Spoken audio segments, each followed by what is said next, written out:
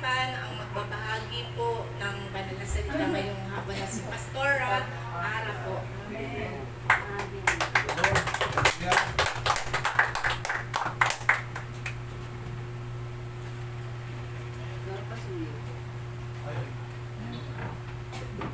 So,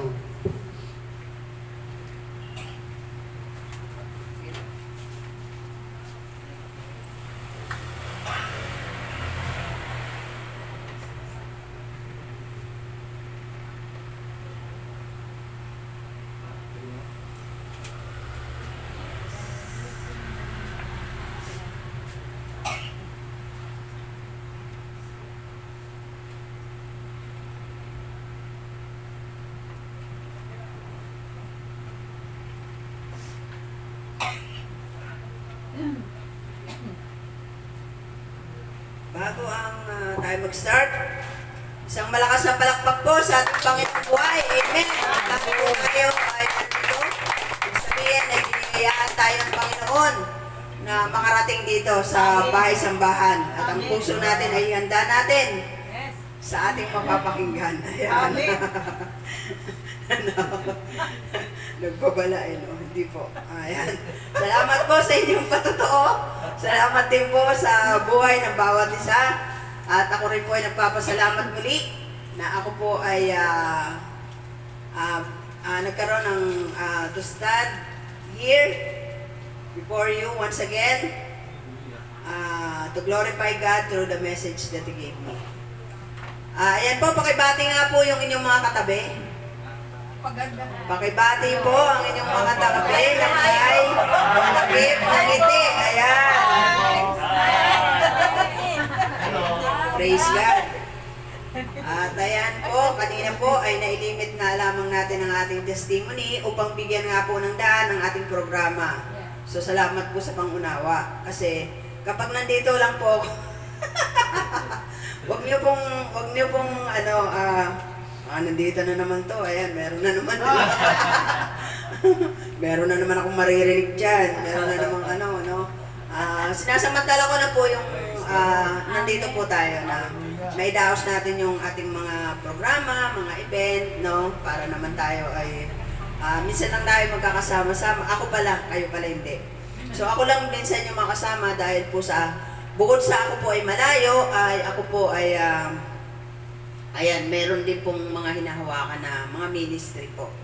Pero kung nagkataon po na nandito pa rin kami sa Maynila, dito rin po kami dati sa Maynila, ay nagkikita-kita po tayo dito. Baka mas madalas tayo magkita at baka magsawa na kayo sa aking pagmumukha. So, kay ganun. So, maya-maya po natin malalaman kung ano po itong program natin. Please stand for reading the scripture. Once again, our Bible verse for today, the book of 2 Corinthians chapter 9, verse 10 to 15. Kung may Bible po kayo, buksan niyo po. Kung hindi naman po, I think po, hindi ko po nilagay. Sige po, buksan po natin ang ating Biblia. Tagalog man ito, English o ano man. Pero mas prepare ko po ang Tagalog para ito po ay lalo nating mas manawaan. Amen. Ayan. Okay na po ba? Opo. Purihin ang Panginoon. Sabi sa verse 10, ang Diyos na nagbibigay ng binhing itatanim at tinapay na makakain ang siya ring magbibigay sa inyo ng binhi at magpapalago nito upang magbunga ng sagana ng inyong kabutihang loob. Pasasaganahin niyo kayo sa lahat ng bagay upang mas marami ang inyong matulungan. Sa gayon, lalong darami ang pagpapasalamat sa Diyos dahil sa inyong tulong na dadalhin namin sa kanila. Verse 12, ang paglilingkod ninyo upang tumulong sa mga kapatid ay hindi lamang makakatugon sa kanilang pangangailangan, kundi magiging dahilan pa ng pag-umapaw ng pagpapasalamat dito sa Diyos. Ang bukas palad ninyong pagbibigay sa kanila at sa lahat ng siyang magpapatunay na matapat ninyong sinusunod ang magandang balita ni Kristo. Dahil dyan, magpupuri sila sa Diyos, kaya't buong pagmamahal nila kayong ipapanalangin dahil sa di masukat na kagandahang loob ng Diyos sa inyo. Salamat sa Diyos dahil sa kanyang kaloob na walang kapantay. Thanks be to God for His words. Panginoon, maraming pong salamat sa pagsama mong muli sa amin sa hapong ito. O nga po, Panginoon, ay mangusap ka po sa puso ng bawat isa. Fill us, Lord, with your Holy Spirit, O God, upang maunawaan namin ito, maisabuhay namin ito, at maibahagi namin ang mensaheng ipinagkaloob nyo sa araw na ito. Salamat po ng marami, O God, sa pagkakabuklod-buklod namin, O God, upang mapapurihan ka. Sa iyong kalagitnaan, O God, kami ay magpupuri. Linisin niyo po ang aming mga puso. Alisin niyo po ang mga makakasagabal sa aming Panginoon, sa aming pakikinig, sa aming mga iniisip at mga problema, Panginoon. Bagkus kami ay makatuon lamang sa iyong salita upang ikay ang aming mapapurihan. Itago po ninyo sa inyong likuran ang iyong abang lingkod. Ikaw po ang magsalita, Panginoon. Ikaw po ang maparangalan, O God, sa hapong ito at sa mga oras na ito. Sa iyo ang kapurihan, O Diyos na buhay, dakila at makapangyarihan sa lahat. In Jesus' mighty name we pray. Amen. Thank you, Lord. Thank you, Jesus. Makakaupo na po tayo. Ayan po. So, meron po tayong, ayaw mo nang tumakbo. Ayan. So, ano pong napapansin nyo sa ating picture? Ano po yan? Never mind the effects. Ginawa ko lang po yan. Ano po yan? Mga trigo. So, ayan. So, yan yun. No? Ayan ang ating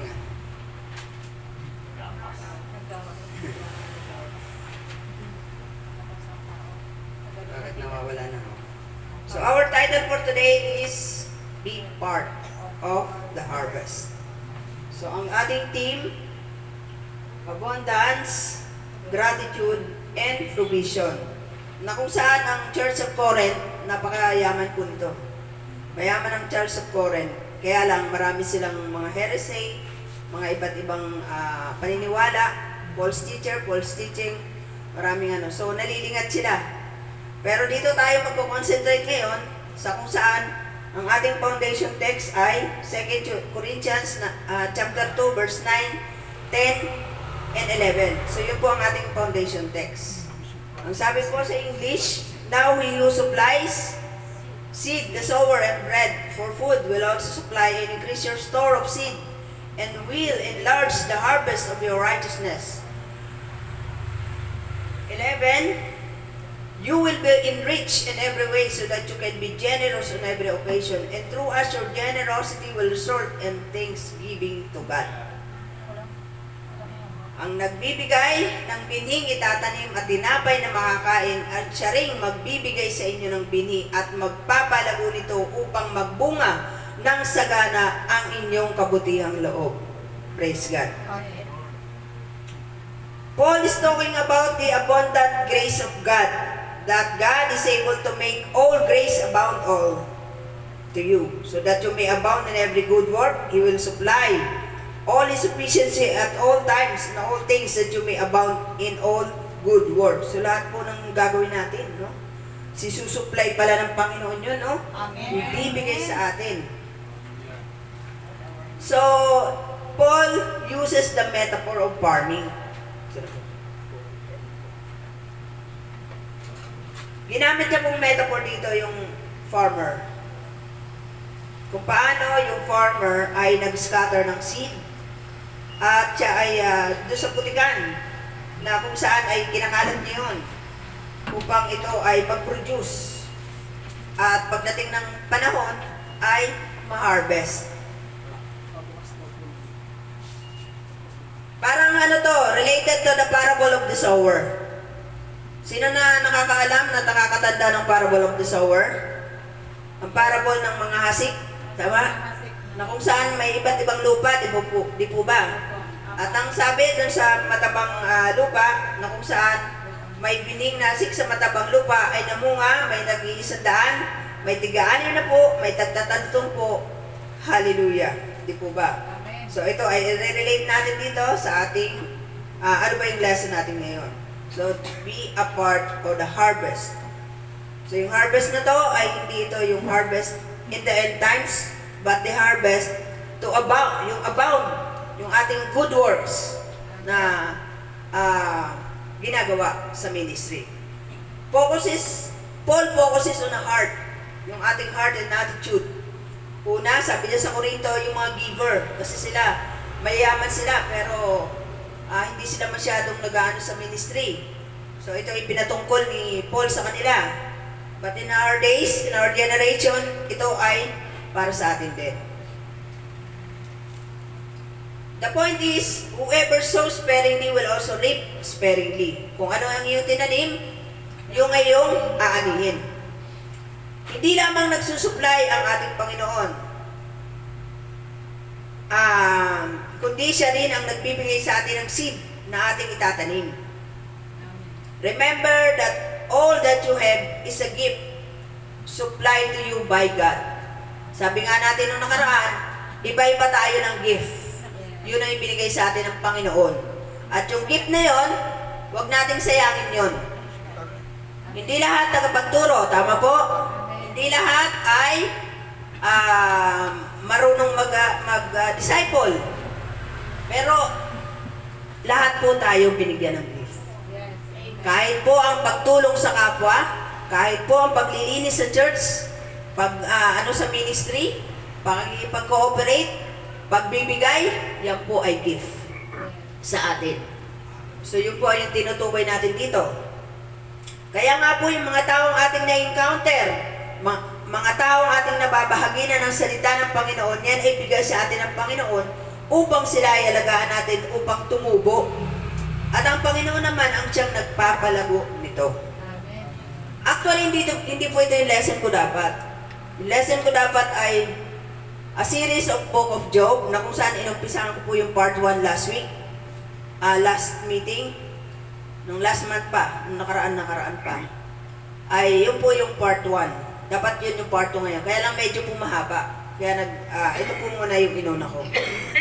Sino po ang nakabisado dito ang Psalms 112? 1 to 15. Sige nga po, state and recite. Joke lang. Alam po ang iba sa inyo kabisado na to? 112. Ang 112, Psalm 112 is grace and abound to you. So ano nga ba tong abound na to? Ano nga ba tong grace na to ng Panginoon? Basahin po natin yon. Tingnan na, buksan natin ang ating Bible sa Psalm 112. Hindi ko po, kasi niligay ko naman pala. Yan. So tingnan nga po natin kung ano yung nakalagay dyan. Sabi, sabayan niyo po ako. Blessed are those who fear the Lord, who find great delight in His command. Their children will be mighty in the land. The generation of the upright will be blessed. Well, the righteous are in His house, and the righteousness endures forever. Even in the darkness light dawns for the upright, for those who are gracious and compassionate and righteous. Good will come to those who are generous and led freely, who conduct their affairs with justice. Surely the righteous will never be shaken. They will be remembered forever. Purihin ang Panginoon. They will have no fear of bad news. Ayan ang dami nating bad news ngayon. But sabi rito, they will have no fear. Their hearts are steadfast, trusting in the Lord. Amen. Maliwanag yun So wala nang matatakot. Amen.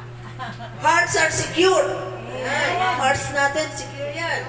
They will have no fear. In the end, they will look in triumph on their foes. Tandaan niyo po, bagamat minsan, tingin natin parang talo tayo. Pero alam niyo po, panalo tayo. Amen. Sa Panginoon, panalo tayo. Sa mundo, talo tayo. Meron pong mga ganun sitwasyon.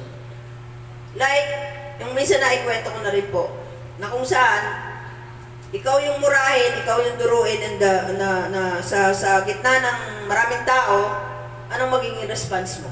Ikaw yung nasa tama. Dapat magagalit ka. Dapat aawayin mo yun. Yung minumura ka, dinuduro ka, siyempre, di ba? Anong ba? Pero hindi. Hindi yun ang tinuturo sa atin ng Bible. Nagpakumbaba tayo, hinayaan natin siya, pero iniyak natin sa Panginoon yun. Sa Panginoon tayo sumuko. Akala nila talo na tayo? Hindi. Talo si Satan doon. Kasi hindi tayo pumasok sa trap ng kaaway. Bakit? Kasi kung pumasok tayo doon, pinatulan natin yon, tayo rin ay nag-asala. Yun yung sinasabi natin. Na sa paningin ng tao, sa paningin ng mundo, talo tayo. Pero sa sa paningin ng Panginoon, panalo po tayo. Amen. Kaya huwag na po tayo malungkot. Yes. Minsan, ba naman yan, di man lang ako nakaganti. May araw ka sa akin.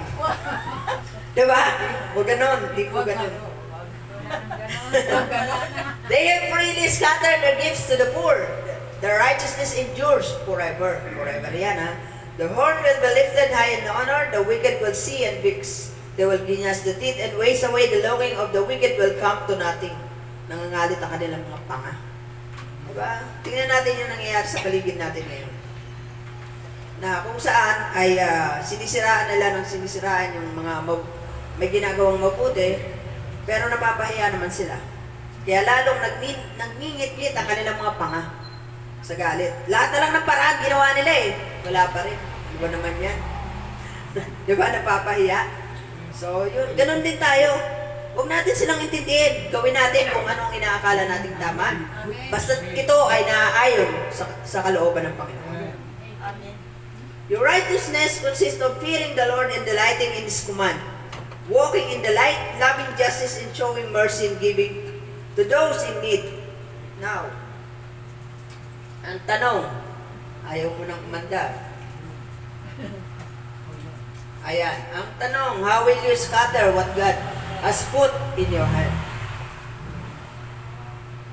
Yan ang tanong po sa atin, sa bawat isa sa atin. Paano natin ikakala yung ibinigay sa atin? Paano natin i-execute yung binigay sa atin ng Panginoon? Paano natin ito gagamitin? Tayo ba ay matutulad lamang dun sa sinong nakakalam ng parable of the talents? Na kung saan, yung Panginoon ay umalis, binigyan ng 500, 200 ba yun? Or at yung isa ay mas maliit, tatlo sila. Yung dalawa, dumoble. Yung isa, ibinaon. Yung po ay tumutukoy sa atin. Yung gift na ibinigay sa atin. Na kailangan po, mamunga yun. Tumubo yun. Hindi yan ibinigay sa'yo. Kung magaling ka kumanta ka sa Panginoon. Hindi yan ibinigay sa'yo para kumanta ka lang dyan sa, sa mga tawag doon. Santo, yan? Pag yung may araw ng patay ba yun? O Semana Santa? Pasyon. Pag inimbita ka ng pasyon, sige, Arya, bilis no? May pagkain kasi, may bayad yun eh. Huwag ganun. Hindi po yung pagpupuri sa Panginoon. Doon mo lang ginamit yung gift na binigay sa'yo. Gamitin po natin yun ang papurihan ng Panginoon. Kung ikaw ay magaling ka magsalita, mangakit ng mga kapwa mo, hindi naman yung pag-aakit na ibang klase, yung pag-disciple, ayun, example ng disciple. O magaling ka manghikayat, ayun, yung tamang term doon. Manghikayat. Dati ginagawa mo yun, sama ka na sa akin, punta tayo doon. Madali kang makahikayat. Ngayon, Kristiyano ka na, sama ka na doon sa church. Doon na tayo. Doon na yung ating hangout. Diba po? Yun po yung gawin natin. Bakit po? Nalalapit na po ang pagdating ng Panginoon. Mas mabuti pong aabutan tayo na nasa presensya tayo ng Panginoon. Hindi yung tutulog-tulog tayo. Bakit po? Satan is working very hard nowadays. Yung tipong mapayapa ka namang namumuhay, maayos ka namang namumuhay, sapat na sa iyo yung buhay mo araw-araw, biglang eto na. The storm is coming every now and then. Hindi natin alam. Like Job. Bigla na lang dumating ang dilubyo sa buhay niya na walang kabud-kabud. Tahimik, mapayapa, pero biglang nag-smash. Yung matinding unos sa buhay niya. Huwag po tayo mga kampante. Yes. Dahil si Satan po, nagdi-disciple pa po yan. Bakit po natin nasasabi ang mga bagay na yan? Pasama na po ng pasama ang mundong ito. Yes. Pabata na po ng pabata ang sangkot sa heinous crime. Even in the broad daylight, pumapatay ng tao. Dati sa dilim lang. Tama po? Pero in the broad daylight, kaya na nilang pumatay. Sariling anak, ini-exploit. Magkapera lang. See? Ang pamahalaan natin, magulo. Saan ka ngayon? Ang gulo-gulo na. Ang gulo-gulo ng mundo. Yun po talaga ang mundo. Kaya po, huwag nating maalin ang mundong ito. Sapagkat ang mundong ito ay puro kasalanan. Puro temptasyon and sufferings. Ang gusto ng Panginoon, makita sa ating buhay. Bakit po tayo may pagtitipon? Bakit po tayo may pag-aaral? Upang tayo po ay ma-equip. Tayo po ay maging matatag. Pag-uusapan po natin yan kung paano yan. Alam na namin yan, sis. Yes. Amen. Very good. Hallelujah. But, Satan is there. Kahibla lang mo ng buhok mo ang mahina sa iyo, papasok at papasok yan. Noong nakaraang araw po, linggo pala, tahimik kami namumuhay. Tahimik kami namumuhay. Kahit na marami kami problema, salat sa anuman, lahat, salat. Pero purihin ng Panginoon, di ba? Biglang may dumating. Walang sabi-sabi, nakituloy, kumain, natulog, tumira sa amin nang hindi ako sinasabihan. Okay lang. Sige, go ahead. Pero, may ginawa. Isinangkot pa kami doon sa ginawa nila ng scam. At nakataya yung pangalan namin doon, kaya sila pinagbigyan.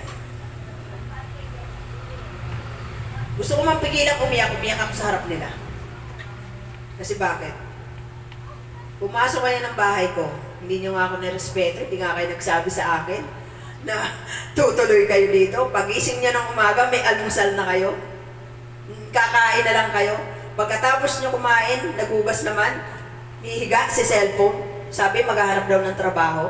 Kung di ko pa sinamahan maghanap, hindi pa kikilos. Pero okay lang. Okay lang sa akin. Pero yung ginawa na hindi maganda, doon ako naiyak. Sinangkala na nga pangalan namin. Sabi ko sa kanila, yung 1 kilong bigas namin, 2 araw yan. Ngayon, 1 araw na lang. Binibili ko yung maalsa para mas marami.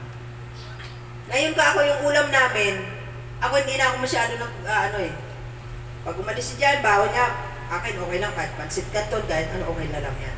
Pero hindi na mahalata, no? Kaya nga sabi ko sa Panginoon, Lord, paano ba ako magda-diet nito? Lagi naman ako may, kahit na wala nang makain, may nakikita pa rin akong kinakain ko, pero purihin ng Panginoon, di ba? So yun, di ba? Tapos bigla kang papasok. Hindi natin alam kung ano mangyayari any time of the day. So yun, ganun pa man, umiral pa rin sa atin ang pagiging Kristiyano, pinatanggap natin sila, binigyan ng Bible, na dalangin ko na basahin nila yon at umalis sila na ng bahay. Ayun na, okay lang, umalis na sila ng bahay. Pero may iniwan nga sila na atraso, and pinag-usapan na lang namin. At kapatid ko ba yung involved? Yung kapatid ko, medyo, ayaw ko nang describe kung anong meron. Yun na yun. Now, yun nga yung sinasabi natin na any time of the day, meron tayong sumobra ka, encounter na hindi maganda. Now, how will you cooperate with God as He increases the harvest of your righteousness? Will you act on the new desire He has placed in your heart? Yun ang tanong sa atin. Ano yung gagawin natin? Gagawin ba natin yung ibinigay sa atin ng Panginoon na butil, na seed, upang palaguin ito? Amen. Kikilos na ba tayo ngayon? Yes. Ang ating bang puso ay nakalaan para kumilos tayo. Tandaan po natin, hindi naman sa atin pinagbawal ng Panginoon na magtrabaho tayo. Kailangan po natin yan. Even Paul, Nagtatrabaho po siya, naghahanap buhay po siya. Pero tandaan po natin na ating gagawin ay nakalulugod sa Panginoon at huwag natin siyang kakalimutan. Bakit nagbabagal? Bumalik. Sabi diyan sa 2 Corinthians chapter 9 verse 8, magagawa ng Diyos na pasaganahin kayo sa lahat ng bagay at higit pa sa inyong pangangailangan upang magamit kayo sa pagkakawang gawa. God is able to make all grace abound us. Amen. Eh bakit ikaw wala? Sabihin sa because hindi po lahat ng biyaya ng Panginoon tangible. Merong intangible. Yung hindi nahahawakan. Yung biyaya ng Panginoon natin na ipinagkaloob lamang sa ating puso. Merong mga taong binigyan ng biyaya sa pamagitan ng material. Meron namang mga tao na binigyan yun sa puso, sa paglilingkod. Tandaan niyo po yan. Dalawa lang yung binibigay sa atin. Tangible and intangible. Alin man po tayo doon, gamitin po natin yun. Amen po? Amen. Okay, palakpakan po natin ang Panginoon. Dito po naman tayo sa susunod. Ito po yung ating key points. We reap what we sow. This core principle means that whatever action or intention you put in the word will ultimately come back to you. Sabi nga nila, kung ano yung itinanim, yun ang iyong aaningin. Naalala ko dati yung sinabi sa akin ni yung ex, sabi ko. Sabi niya, maayos naman ako dati, nagbibigay naman ako yung mga hinanap buhay ko dati sa ibang bansa, pinabigay ko naman yun. Pero bakit ganito ngayon ang nararanasan ko? Yun lang na ano niya lang sa akin. Hindi po kasi merong merong mga purpose tayo sa buhay. Baka kasi yung sitwasyon na yun, hindi yun yung purpose ng Panginoon sa iyo. Dati din po hindi ko maintindihan yung mga ganung bagay. Pero dapat tayo mga Kristiyano, alam na natin yun. Lahat po ng ginagawa natin para sa Panginoon ay di masasayang.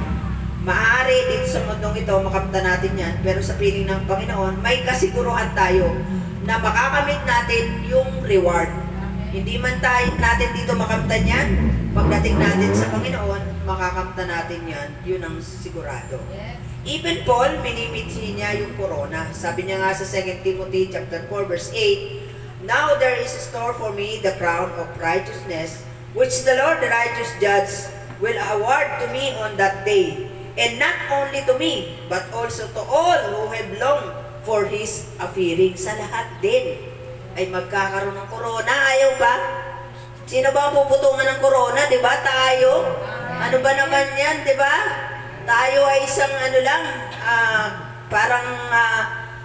bato lang o buhangin lang sa dagat na binigyan ng Panginoon ng halaga. Amen. Diba? Naging apple of the eye tayo ng Panginoon. Purihin ng Panginoon, diba? Sabi nga sa 2 Corinthians chapter 15:58, ayan, therefore, my dear brothers and sisters, stand firm.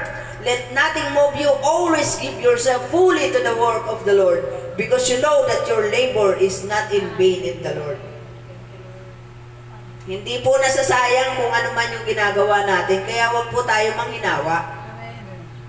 Ay, wala naman nangyayari sa akin eh. Wala naman akong nadidisciple. Puro lang ako share ng share. Flyers ako ng flyers, tinatanggihan naman ako. Minsan, tinatakbuhan pa ako. Minsan, pinapahabol pa ako sa aso, ayoko na. Diba? Huwag ganon. Hindi po tayo ganon. Because our labor is not in vain in the Lord. Dati po, iniiyak ako pa yan eh. Pag may tumatanggi sa akin, Lord, ayaw nila makinig, pero hindi ako tumitigil, kaya lang umiiyak po ako. Ayaw nila, Lord, makinig. Bakit sila ganun? Pagtapos ko po lumabas, iyak na ako sa pagdating ng bahay. Pero hindi po pala yun.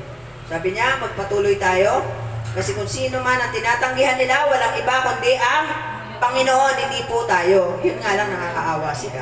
Pero pray for them, na hindi man sa atin, sa pamamagitan ng iba, ay buksan ang puso nila. Amen. Next, delayed but certain. The harvest does not happen immediately. It takes time for seeds to grow into fruit. It may take longer for the consequences of our action to manifest. Tingnan natin yung farmer na ginamit dito ni Paul, di ba? Sabi natin kanina, naging metaphor ito. Yung mahabang panahon ng kanyang paghihintay, yung pag-aasit niya, paglalagay niya ng fertilizer, inaalagaan niya yun, kinocultivate niya yung lupa para maging mataba. Pero bakit siya naghihintay? Bakit siya nagtsatsaga? Kasi may kasiguruduhan na pagdating ng araw ay may aanihin siya. Amen. Maliban na lang pag binagyo. Tandaan po natin ito, mga kapatid. Habang tayo po ay humahayong, habang tayo po ay narito sa mundong ito, habang tayo po ay nagtatanim ng seed na ibinigay sa atin ng Panginoon, may bagyo na darating sa ating buhay. Minsan, hindi lang isa, sabay-sabay pa. And now, how you stand on that matters.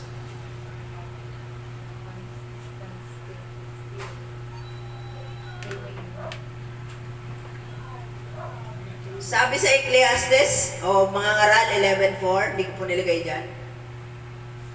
Ang naghihintay sa pagtigil ng hangin ay di kailanman nakapaghahasik ng kanyang binhi. At ang nag-aalala sa patak ng ulan ay di makapag-aani.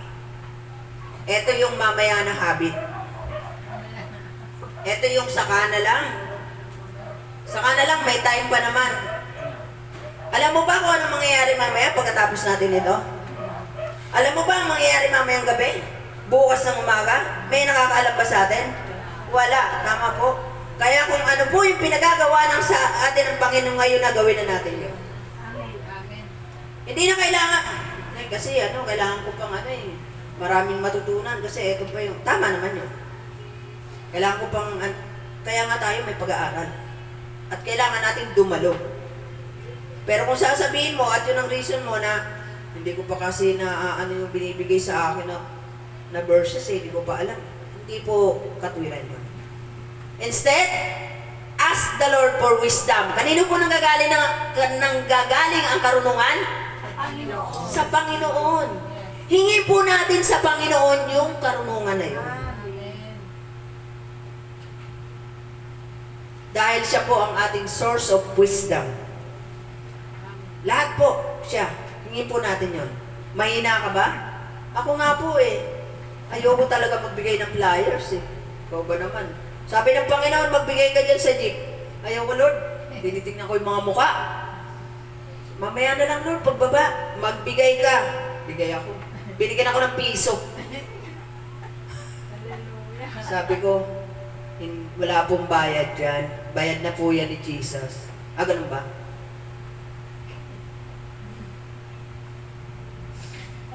Kaya ngayon, ang ginagawa ko, bago ako magbigay, libre po yan, libre. Libre po yan. Libre? Libre yan. Sana basahin mo, Diba? Hirap, diba? Pero, yun yung pinagagawa ng Panginoon sa atin. Anong sabi ang mandate ng Panginoon sa atin? He will be with us until the very end of this age. Mag-disciple lang tayo. Yun ang mandate natin. Kasama natin ang God the Father, God the Son, and God the Holy Spirit. Multiplied return. You will often reap more than you sow. For instance, a seed kindness can produce a harvest of multiplied acts of love and support. Katulad ng bini sa matabang lupa na kung saan ang mga ito nag-multiply. Gusto ng Panginoon na tayo din ay mamunga. Ang magasig ng mabuting balita ng kaligtasan. Mag-share at mag-evangelize po tayo sapagkat yan po ang mandate sa ating mga Kristiyano. Tama? Amen.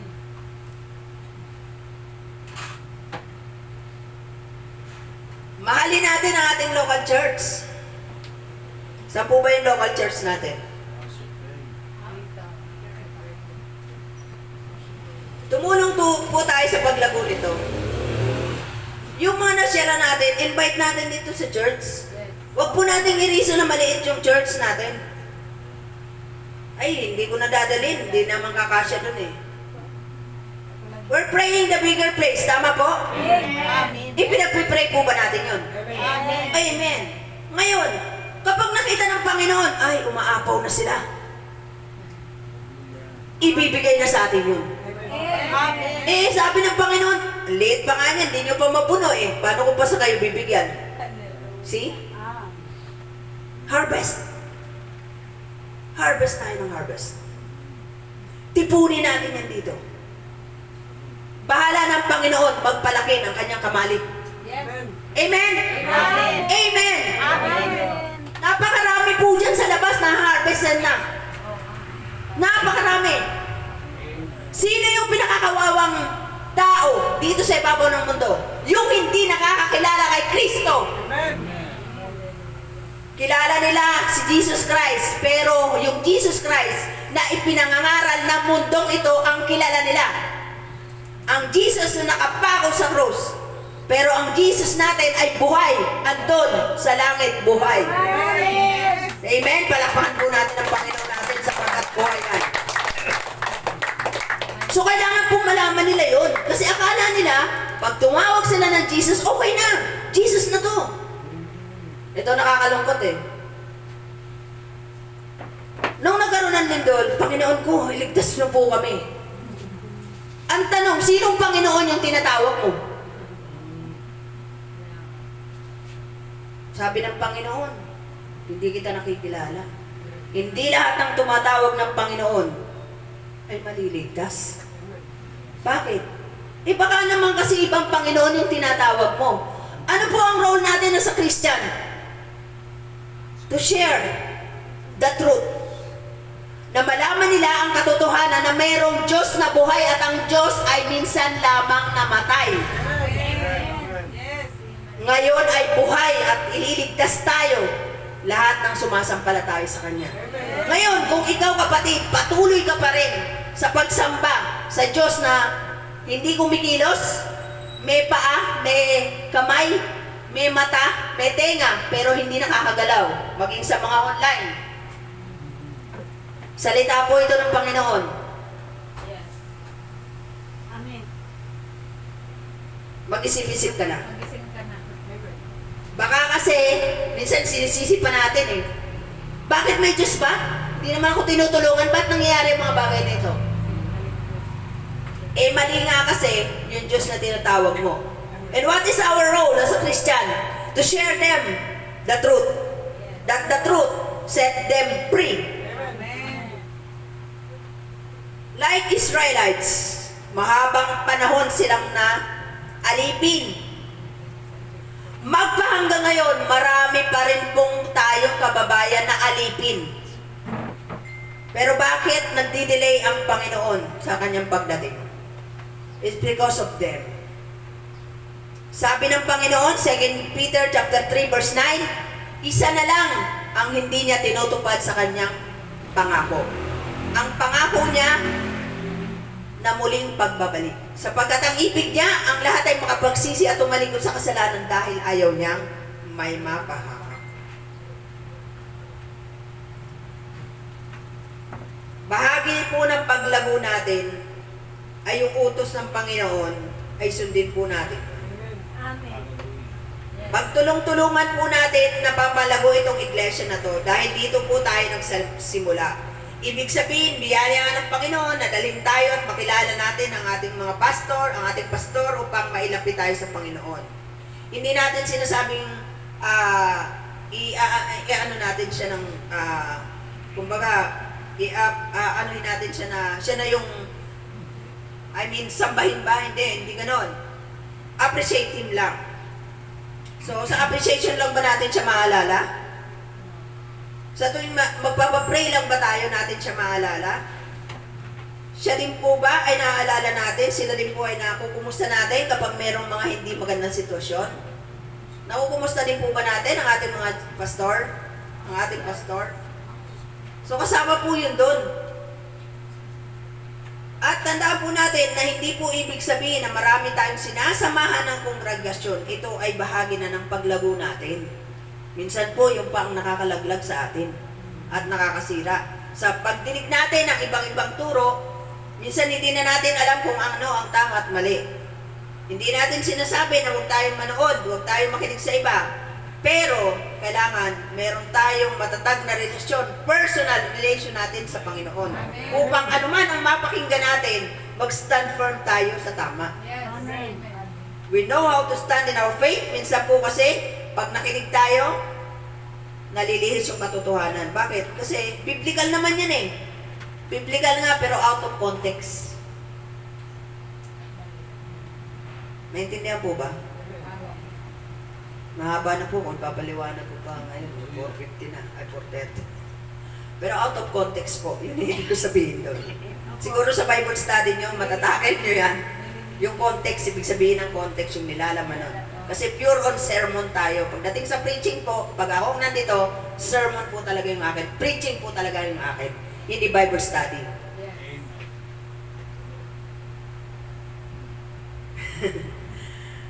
Yun. Kaya nga po sa akin din, hindi ko naman sinasabi sa inyo na hindi kayo manood ng YouTube. Dahil ako nga po nag-YouTube eh. Kaya nga sabi ko, subscribe nyo, no? Bilang tulong nyo na rin. Nag-promote pa, no? Pero yun nga po, magkaroon po tayo ng ano sa ating sarili na tayo po ay mayroong relasyon sa Panginoon. Na matatag yung ating relasyon sa Panginoon. May kasabihan nga tayo na kapag ikaw ay 10 beses mo na nabasa ang Bible with comprehension and meditation, pwede ka nang magpastor. Yun ang kasabihan. Bakit? Kasi kailangan mo yun. Diba? Pero hindi lang pastor ang dapat gumawa nun. Tayo din. Hindi dahilan yung nabasa ko na yan. Hindi po. Ulit-ulitin mo yan at merong i-reveal sa'yo ang Panginoon dyan. Fresh yan everyday. Sabi sa Joshua 1:8, di ba? Read the scripture day and night. Ilang oras po nagko-compose ang ano? Ang isang araw. Ang one night, ilang oras po yan? So sabi rito, day and night. So how many hours composed of one day and one night? So hindi yan ibig sabihin, nagbasa ka na sa umaga, okay na. Nagbasa ka na sa gabi, okay na. Hindi ganun ha. Sabi ng Panginoon, day and night. So ibig sabihin, around 24 hours, meron kang binabasa. Or napapakinggan. Meron namang audio Bible eh. Minsan audio Bible na lang, kinakatamaran pa natin eh. Tama po?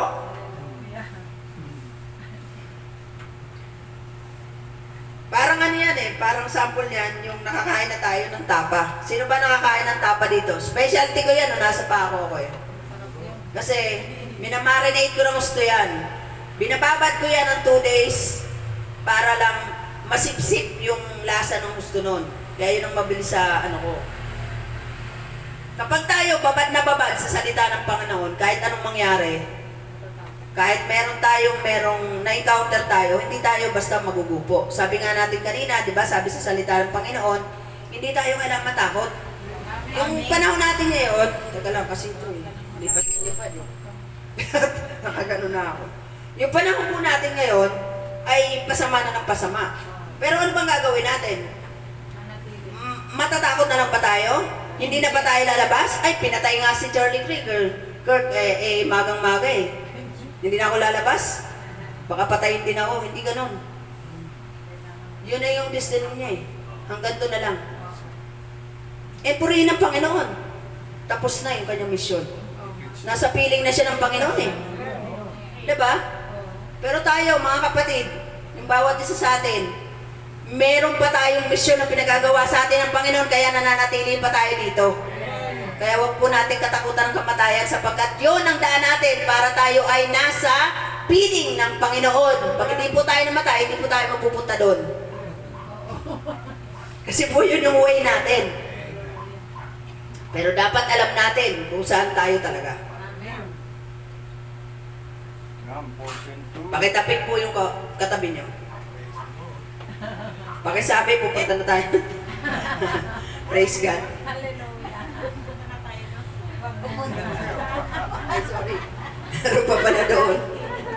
Ayan, stewardship and responsibility, dalawa na lang po yan. Yung responsibility, Stewardship and responsibility, that is crucial to us. Sino po ba rito yung malapit dito? Hindi po naman natin sinasabi sa inyo na gagawin natin to everyday or mga ano. Yung responsibility natin sa ating local church, dapat po nandun tayo lagi. Even though ito ay maliit, tulungan po natin ang ating pastor. Hindi po pwedeng si pastor ang musician, si pastor ang preacher, si pastor ang cleaner, si pastor ang nagbubuhat ng upuan, si pastor, hindi po ganon. We are one body, pero composed of many parts. Tulungan natin po itong local church natin. Pwede po ba yun? Sa susunod po, maaga na tayo. Amen? Yun po dapat. Bakit po? Kasi yung kagalakan sa ating puso. Kapag tayo ay pupunta ng sinihan, hindi ba? Hindi tayo, ayaw natin mali. Pag meron tayong katatagpuin, ayaw natin mali. Pero ang Diyos katatagpuin natin, okay lang. Huwag ganon. Kung ang presidente, maaga pa, gising na tayo. Makikipag-meet tayo sa presidente. Magiging maayos tayo. Maayos na maayos. Pati kamay natin, puro alcohol kasi makikipagkamay ako. Pero pag pupunta tayo sa bahay-sambahan, yan na, maaga pa naman eh. Okay na to. Di ba po? Hindi natin priority. Nakakalungkot. Pag pupunta ng mall, postura. Makikipag-date, postura. Makikipagkita sa kaibigan. Pero pag pupunta ng service, pupunta ng church, ayun na, bahala na si Batman. Kung ano itsura. Sino katatagpuin natin? Panginoon. Purihin ang Panginoon. Ako dun sa church na pinupunta namin doon, binigyan ako ng award ng Passionista. Sabi ko, bakit Passionista? Kasi nakikita pala nila, bongga-bongga ako manamin. Pag Sunday. Bakit po? Pupunta ako, Panginoon ko eh. And especially, hindi lang yung ating panlabas. Hindi natin sinasabi na hindi pwede yung mga damit na yan. But yung desire ng ating puso. Yung desire po ng ating puso. Walang kwenta yung mga damit na yan. Walang kwenta yung magagarang damit. Kung yung mga puso na naman natin ay hindi nakahanda para makipagniig sa Panginoon. Walang kwenta ang lahat ng bagay na ginagawa natin. Walang kwenta ang paghahandog natin kung ang puso natin ay wala sa Panginoon. Even we eat or we drink, do it to glorify God. Tama po? Kaya nga ako, pag naglalaba ako, sabi ko, ano ba naman to? Lagi na lang ako naglalaba. Paano kaya ako makakapagpuri sa Panginoon kung naglalaba ako? Diba, iniisip ko lagi yun. Lord, paano kita mapapurihan dito sa mga gawain na to? Alam mo, Lord, kung maaari lang, ayoko na ng mga gawain dito eh. Ayoko na eh. Pero hindi naman pwede. Kailangan natin gawin yan. Dahil namumuhay tayo dito sa lupa, di ba? Pero ako po, nagkaroon na ako ng katabangan sa mga ganito. Lord, gamitin mo na lang ako. Namumroblema ako dito eh. Kaysa mang problema ako, gusto kong mayo na lang. Hindi ko sinasabing gayahin niyo po ako. But, the Lord gives me the seed dun sa heart ko. Hindi po ako ganito dati. Takbo nga ako ng takbo sa ministry. Totoo lang po. Ayaw, witness sila Sister Connie. Ayoko ng ministry. Takbo ko na takbo. Totoo lang. Sila Pastor Alex, sila nakailang. Dinaan ako sa sopas, dinaan ako sa kung ano-ano. Takbo ko na takbo sa ministry. Pero but God put in my heart the seed. Amen. Binigyan niya ako ng binhi. At nung binigay sa akin ng Panginoon, hindi ko po sinayang yun. Kahit sinasabi ng iba, babae ka, wala kang karapatang maganyan. Hindi. Binigay sa akin ng Panginoon to eh. Gift na to. Ibabaon ko lang. Hindi. Pagdating ng Panginoon ko, magagalit yun kung hindi yan, hindi ko pinalago. Diba? So nung makita ko yung ano na yun, ang para binigay sa akin ng Panginoon yun, hindi ako dati natakot ako na nahiya ako na gano'n, sinasabi lagi sa akin, naapektuhan ako ng kung pang ilang time din ako naapektuhan nun. Lagi nila akong gano'n ang sinasaksak nila sa isip ko. Pero hindi nilabanan ko yung salita ng Panginoon. Maraming binigay sa akin ng Panginoon para magpatuloy ako. Amen. Hindi ko gift ang maging magbigay, giver. Hindi eh. Wala ako nun eh. Hindi ko yung gift.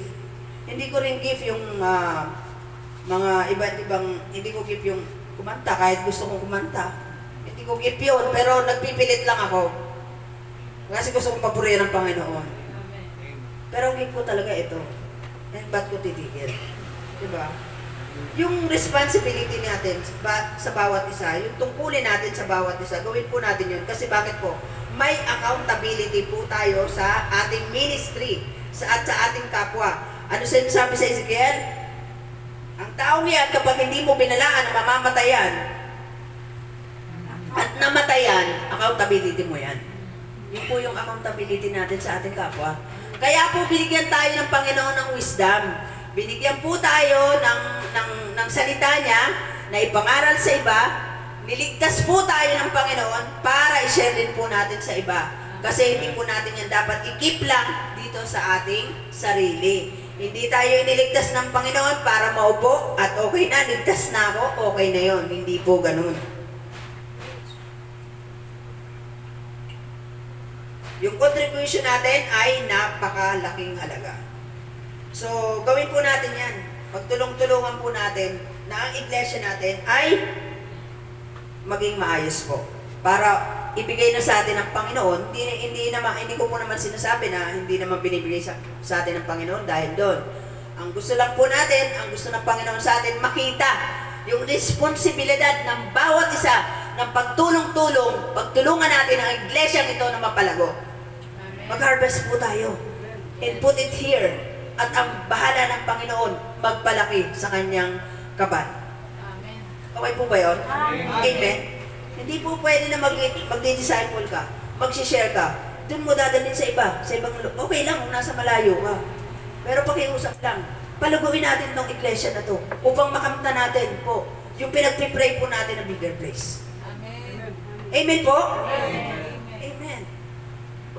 Spiritual application. Actually, natatagal na natin ng spiritual, bakit ka bumalik dyan?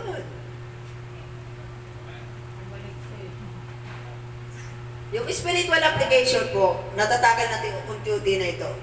A spiritual context, this means planting seeds in faith, love, and righteousness to receive greater abundance of God's blessing and goodness. Ang farmer, bago po yan magtanim, may paghahanda po yan na ginagawa. Madaming proseso. Bilang manggagawa po ng Panginoon, lagi tayong handa. Itong mensaheng ito ay hindi lamang po ito para sa inyo. Una po ito sa aking sarili. Ang aking pong sarili ay sinusupil ko rin. Kapag nalilingat na ako sa gawain, una ko po, binibigyan ko po ng yung aking sarili, ng paalala. Sa bawat mensahe po na ginagawa ko, inuuna ko po yung sarili ko. Upang confident po tayo na ma-share kung ano yung nilalaman ito. Maging effective po ito. Kasi kung hindi po natin ito isa sa buhay, paano po natin ito sasabihin sa iba? Di po ba? Parang doktor lang yan. Kung ang kausap mo, ito ay engineer. Kahit magkwentuhan kayo na magkwentuhan about dun sa profession mo at profession ito, hindi masyadong magkakaintindihan. Pero kapag parehong doktor yan, lahat ng mga yan ay magkakasundo yan. Di po ba? Tandaan natin, teach what you practice. Teach what you practice. Hindi po practice what you teach. Teach what you practice. Unahin po natin yung sarili natin. I-apply mo muna natin yan sa ating sarili bago natin i-share.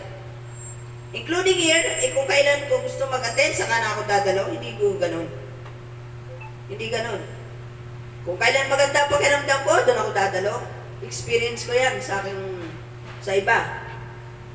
Saka na po ako dadalo kasi masama pakiramdam ko, may ganito ako, may ganun ako. Malaki ang problema ko. Sabi ko sa kanya, yung problema mo na yan, hindi ka dadalo ngayon, problema mo pa rin yan bukas. Pero pag tumalo ka ngayon, ang Panginoon na ang gagawa ng paraan dyan sa problema mo. Amen. Hallelujah. Bigay Ipahin mo na sa Panginoon na yan. Ako po, napagod na ako sa problema, sa dami namin problema eh. Bahala ka na nga po, Panginoon. Sa totoo lang po. Yung puso po ko po, lagi kong umiyak sa Panginoon. Pero hindi ko po sinasayang yung ano ko doon. Na magmukmuk na lang ako. Sa totoo lang po. Madami pong dumaraan sa amin ngayon. Sabi ko nga po sa inyo, hindi po madali ang laban. Pero, ang Panginoon may purpose. Kasi alam niyo po ba, mas matindi pa yung na-encounter ko mga disciple ko. Kaya naiintindihan ko po. Nahala po, Lord, pinaparanas mo pala sa akin to. Para, alam ko, yung sasabihin ko, doon sa mga na-encounter ko, kasi binibigay sa akin ng Panginoon. So, I understand. Pero Lord, tulungan mo naman ako, parang ako, hindi po madali ito. Diba? Kasi pwede po tayo maglambing sa Panginoon. Tatay natin siya. Diba? Yes, amen. Tandaan po natin that the word of the Lord is living and active, that penetrates even the dividing soul and spirit. Kaya po kung tayo man ay nasasaktan, tinatamaan, huwag natin po itong ipagdamdam sapagkat ibig ng Panginoon na tayo ay malayo sa kasamaan. Amen. Amen. Ang salita ng Panginoon ay matulis. Yes. Matalas yan. Tama. Kung tayo ay nasasaktan, mas masakit po yung ma-rebuke tayo ng hindi mananampalataya. Tama po? Mas masakit yun. Kaya mas maganda po na ayan na naman yung magsasalita. Patay na naman ako, tatamaan na naman ako. Hindi po ganun.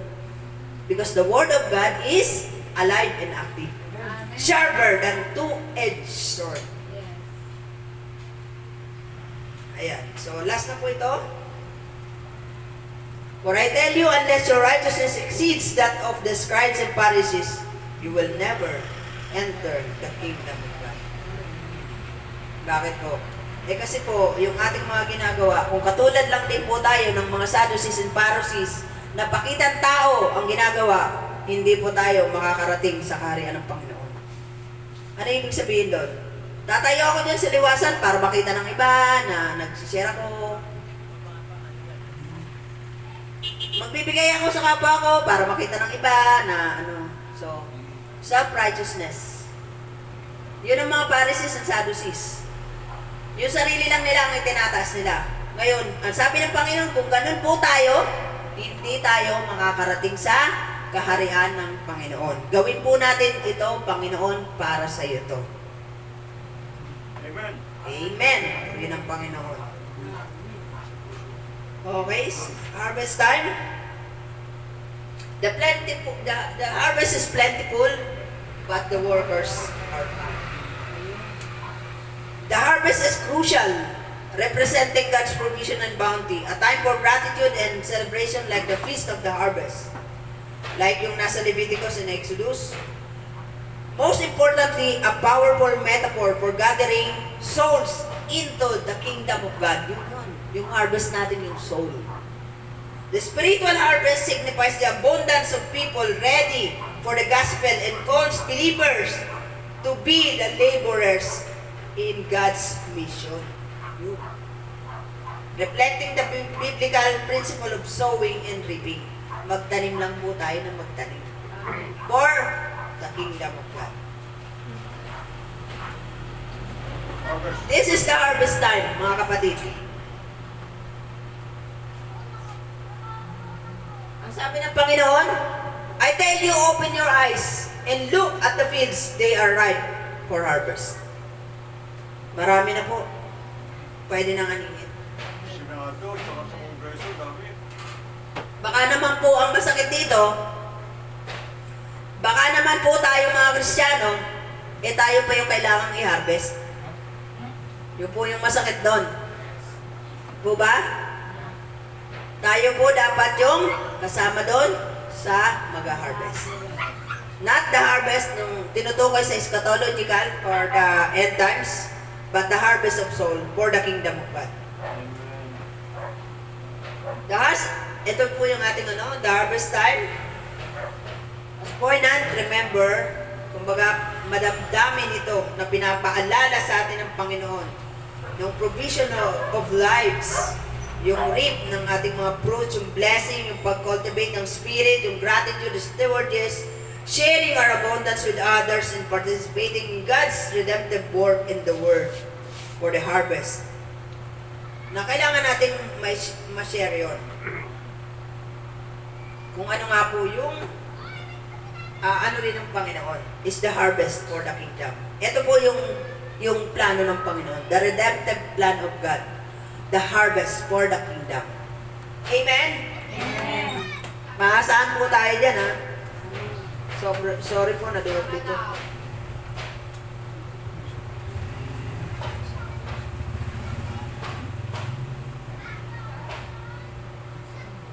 Yung po ating tinutukoy ngayon, the spiritual harvest, evangelism and mission.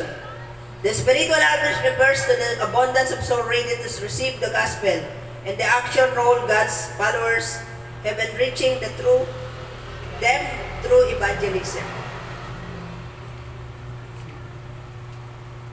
Amen po? Amen. Through evangelism. Kumilos na po tayo. Kung sila po ay nagkakagulo sa mga contractor, sa mga budgets, tayo po ay magkagulo sa salita ng Panginoon na ipangaral ito. Amen. Yun po ang tungkulin natin. Kasi may mga time yan eh. May time frame ang Panginoon. Makita po natin, ang tagal na panahon na ginagawa po nila yon. Pero this time, may ginamit ang Panginoon na tao para i-reveal sila. Kaya huwag po tayo dahil meron po time ang lahat. According to God's timing, hindi sa atin. May perfect time yung mga wicked people, may perfect time yung mga good people, lahat po tayo may time. May time frame po ang Panginoon para sa ating lahat. Kaya wag po tayo ano ba naman yan? Diba? Hindi ganun. But pray for them, pray for our president, for our country, and for our countrymen. Ating mga kababayan, especially our family and loved ones. To God be all the glory. Purihin ang Panginoon. Sige po, palakpakan natin ang isang malakas na palakpak ang Panginoon para sa akin ito. Na ito, salita na ito ay mag-penetrate sa atin, sa kaibuturan ng ating puso, maging sa ating mga kasukasuan, sa ating mga buto ay pumasok itong mga salita niya. Hindi lamang sa oras na ito, kundi sa araw-araw nating pagbabasa, sa oras-oras ng ating pagninilay-nilay, sa gabi, sa ating pagtulog ay ma-encounter natin ang Panginoon. Lord, mangusap ka po sa akin. Yung po ba pwede natin sabihin sa Panginoon? Sa ating sa gabi, bago tayo matulog. Amen po? Amen. At lalo na po sa inyo, kayo po ay papaalis ng bansa, wala po kayong kilala doon. Wala po kayong kasama, kundi kayo, sarili nyo. Pero alam nyo po ba na kasama nyo ang Diyos? Amen. Sapagkat ang Diyos ay everywhere. Kaya kahit po nasan kayo, dapat nasa presensya kayo ng Panginoon. Hindi po aksidente na napunta kayo rito. Hindi po aksidente na nakarinig kayo ng salita ng Panginoon. Ang Panginoon po, kayo yung butil na ibinigay sa amin. Amen. Naintindihan po ba? Kayo yung butil. At bilang butil, kayo ay lalago, tutubo, at kayo rin ay mamumunga. Maging matatag po kayo kahit na nasa ibang bansa po kayo. At kahit na nasa malayo po kayo, doon kayo sa presensya ng Panginoon. At ang Panginoong Diyos nyo ay yung tunay. Amen po? Amen. Sorry kung sa inyo ay meron pang mga pero ito po tahasan ko ng sinasabi kasi baka po mamaya hindi na po tayo magkita. Tama po? Ako hindi ko rin alam kung ito na yung last preaching ko. Hindi po natin alam. Kung yung mga katabi natin bukas kasama pa natin. Tama po? Pero ito na yung time para sabihin ko po sa inyo.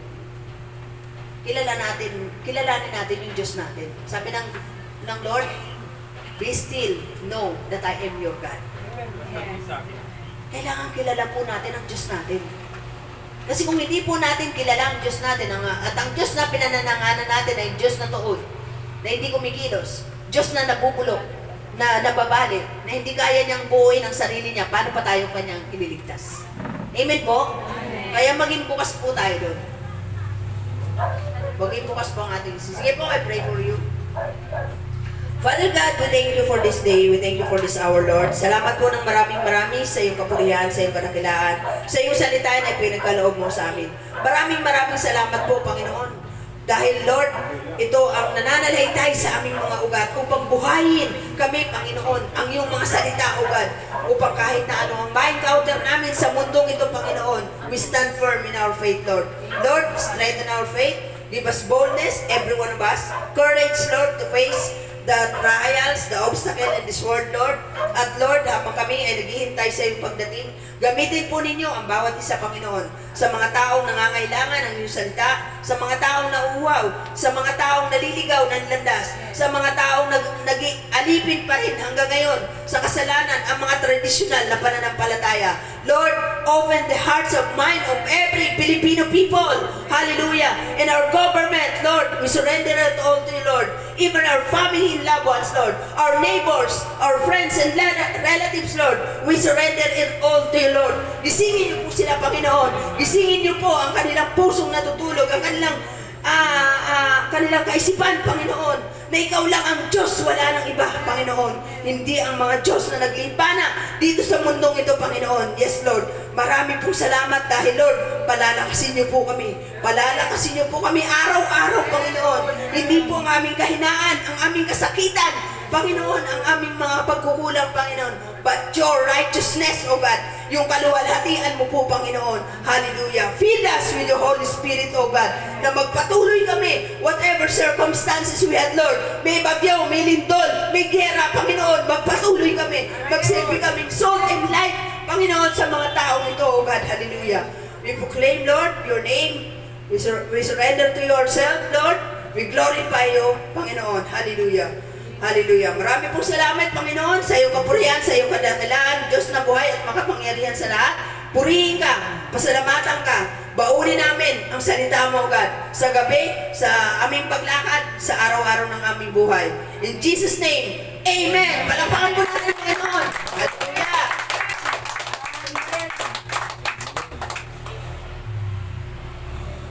Ay, sorry.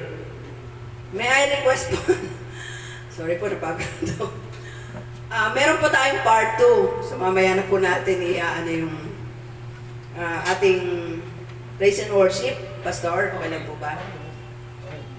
May part 2 po tayo ngayon at ang ating pong MC, bibigay ko po kay Sister Alice, yung ating magiging programa. And may I request po na yung ating mga chair ay ilagay po natin sa ating gilid, sa side.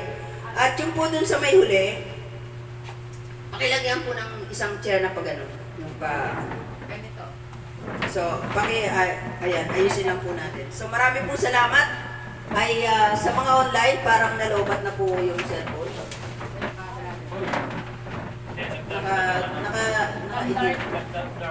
Naka-darken siya. Samahan niyo po kami sa online sa pag-celebrate ng Pastor's Appreciation Month.